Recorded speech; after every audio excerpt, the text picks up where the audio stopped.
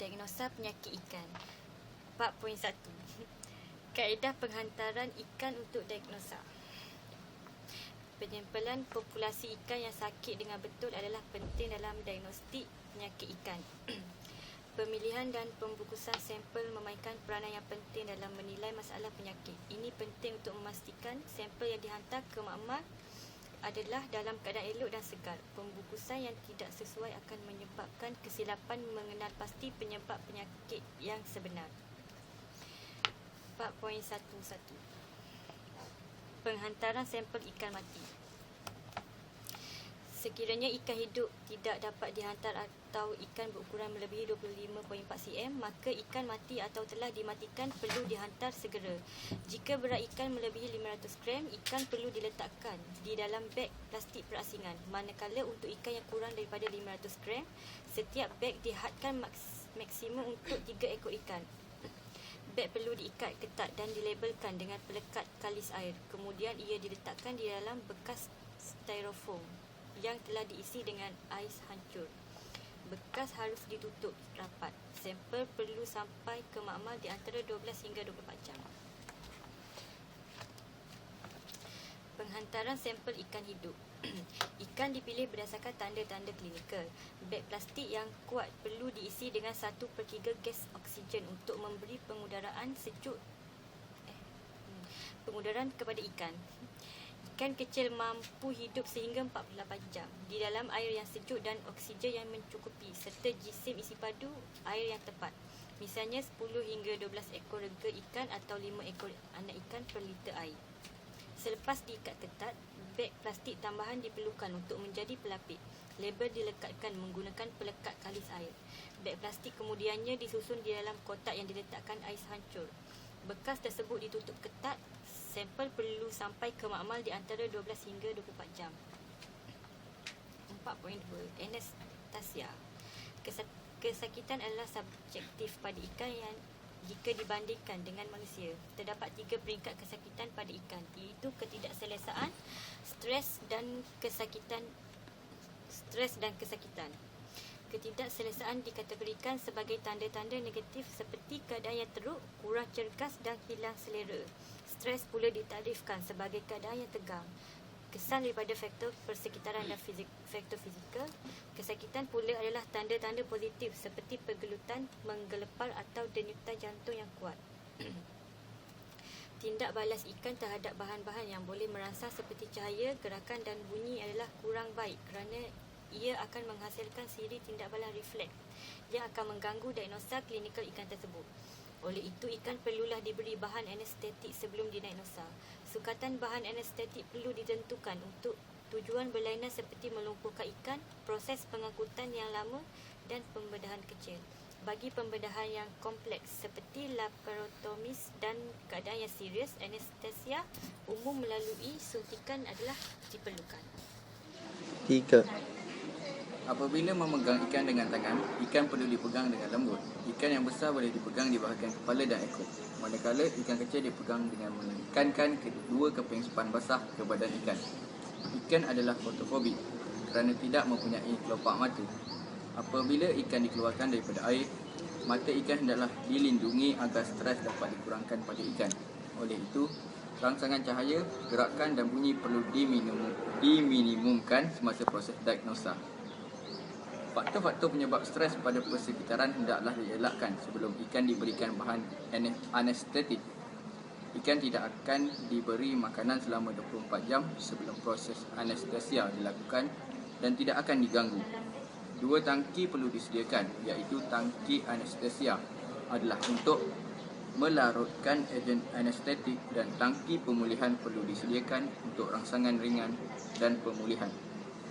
Ejen anestetik perlulah dicampurkan dengan air pada kadar yang betul. Ikan yang telah menjalani proses anestesia perlulah dipegang dengan berhati-hati untuk mengelakkan kerosakan epidermis.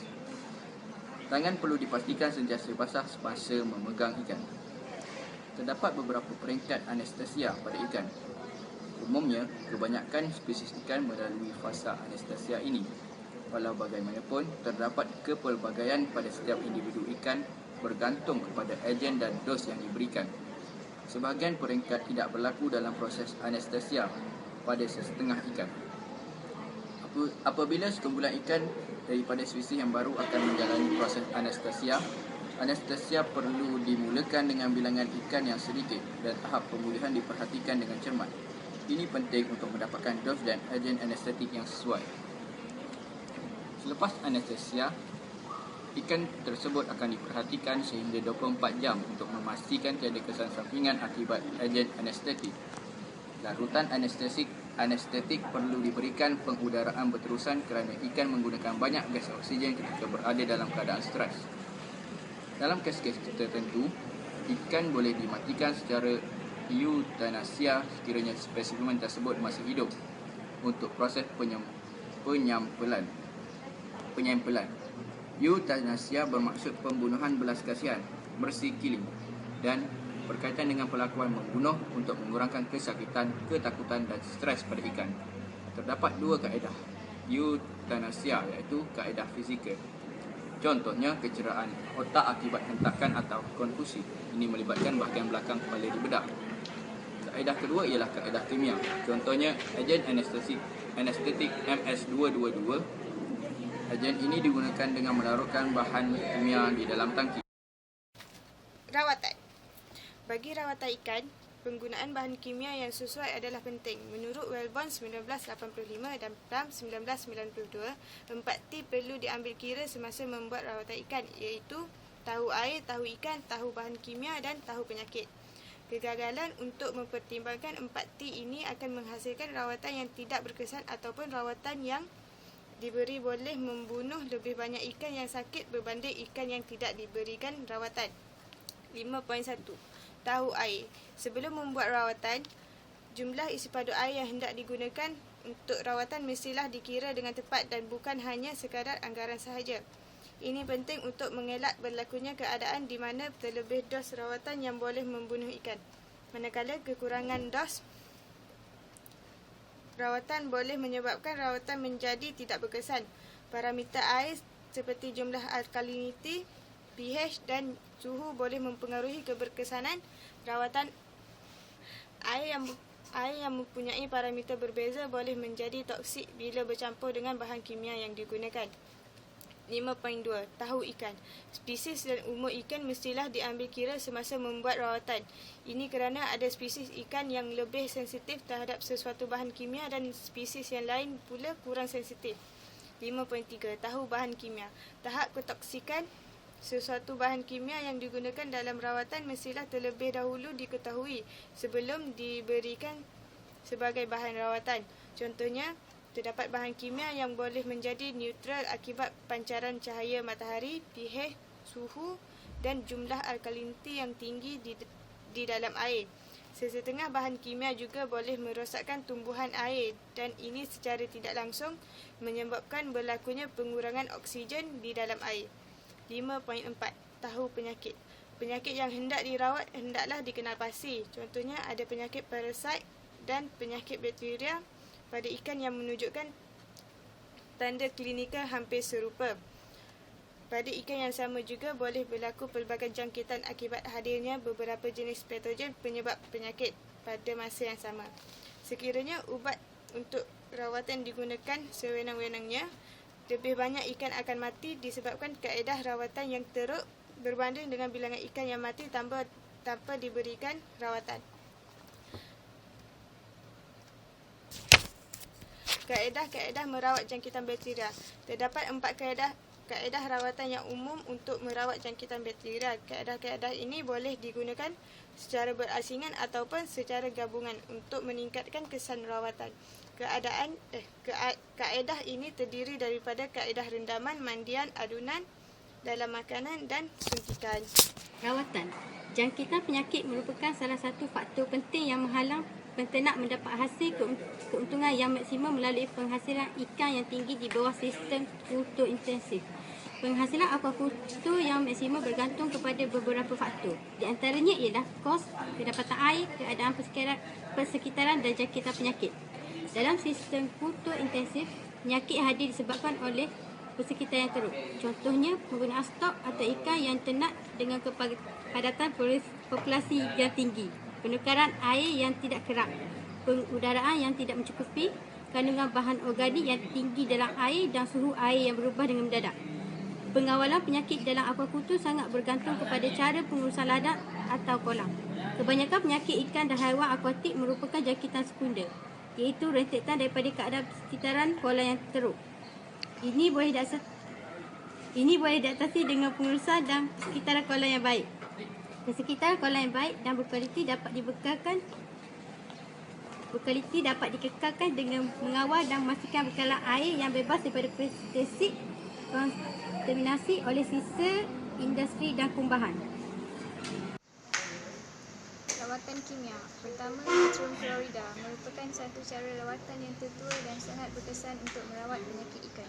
Rawatan atau profilaksis 0.5 hingga 1.0% untuk jangka masa yang indefinite atau 3% untuk 30 minit.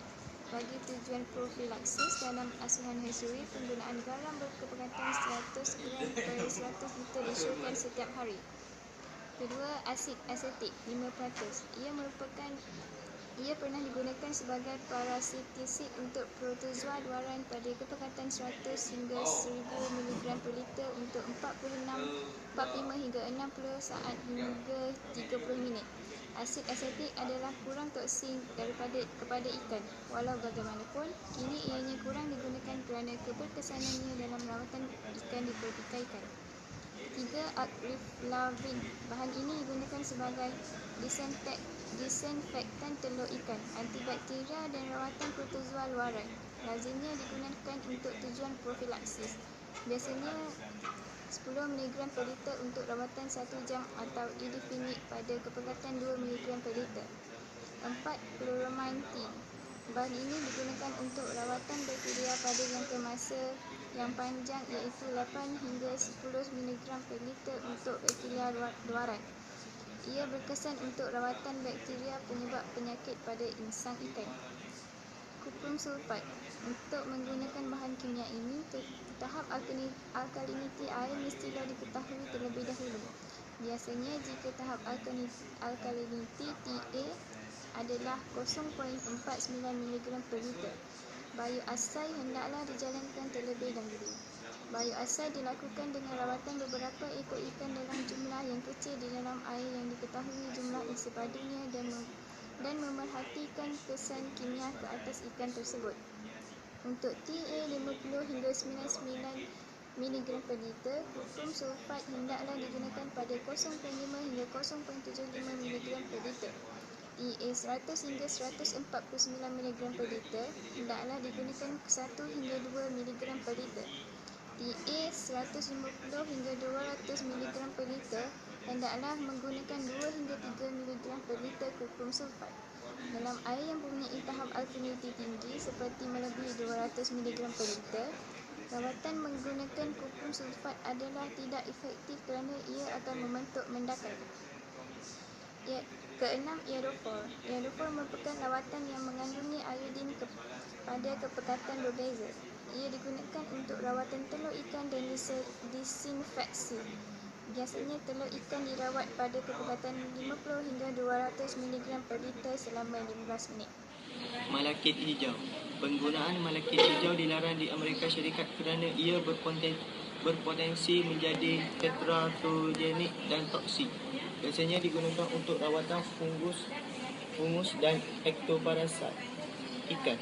Bagi ikan yang lebih tua daripada peringkat larva, rendaman malakit hijau dengan kepekatan sebanyak 0.5 hingga 1.0 ppm selama 3 hingga 4 jam disyurkan untuk mengawal jangkitan protozoa.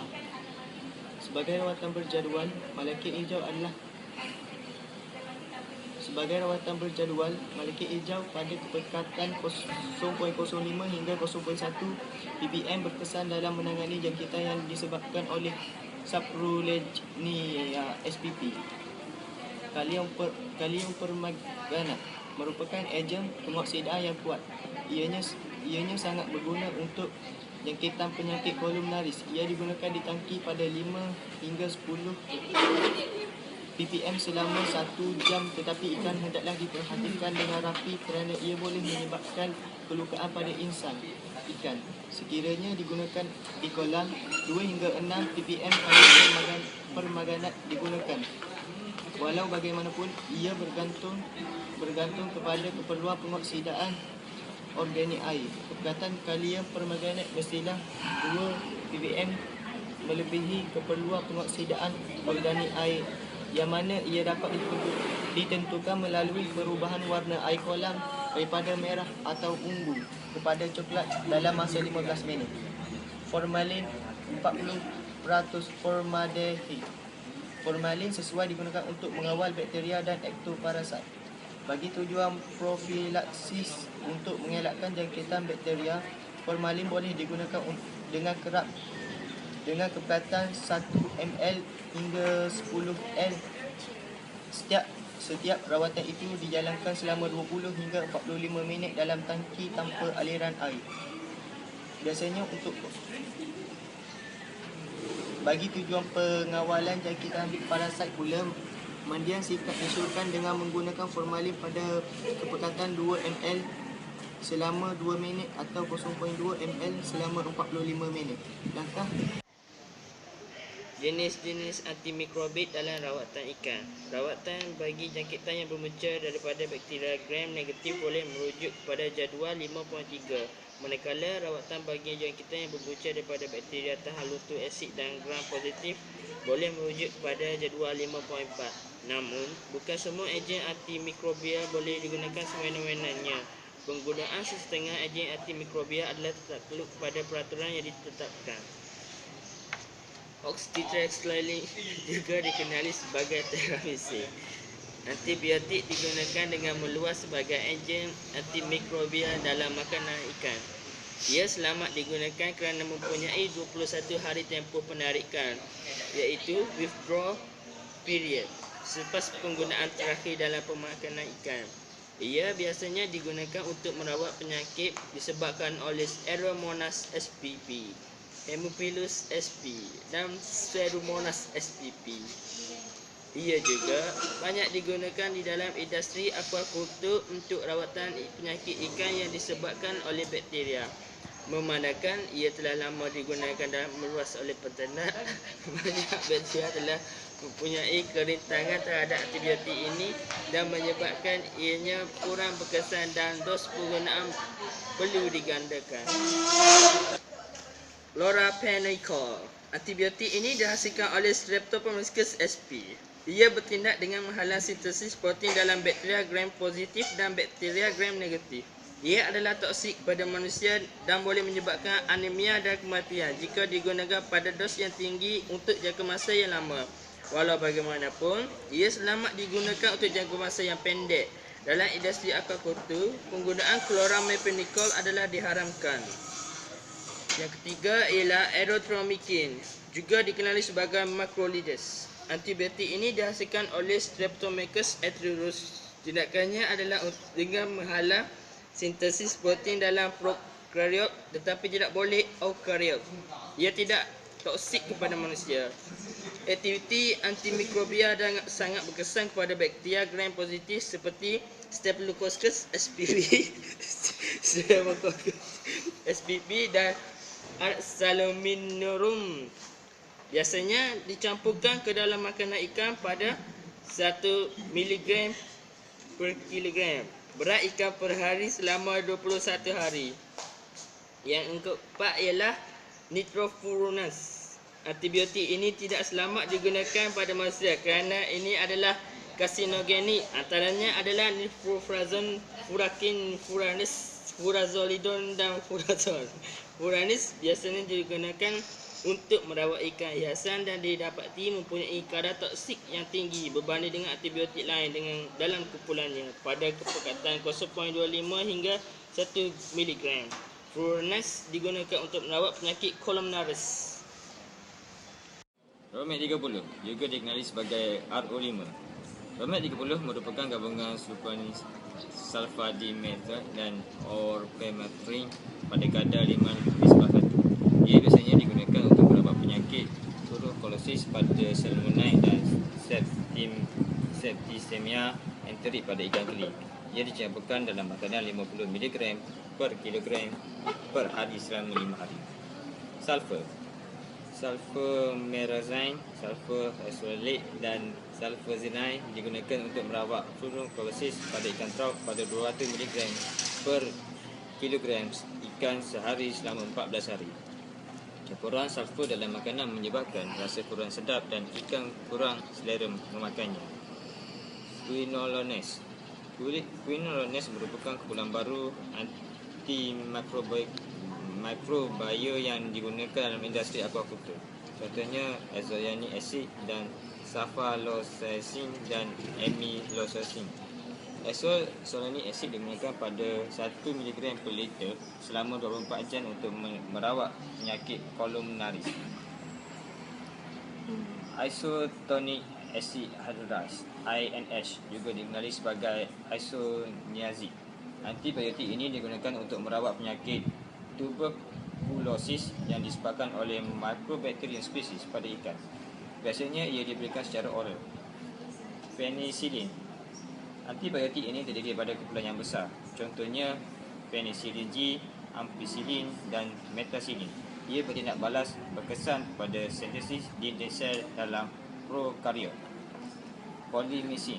Antibiotik ini dihasilkan oleh Bacillus species. Dia bertindak ke atas membran sel dan berkesan kepada bakteria gram negatif. Streptomyces. Antibiotik ini dihasilkan oleh Streptococcus species. Ia bertindak balas dengan menghalang sintesis protein dengan mengganggu aktiviti ribosom pada prokariot. Ia berkesan untuk merawat penyakit tuberkulosis pada ikan dan biasanya diberi bersama INH.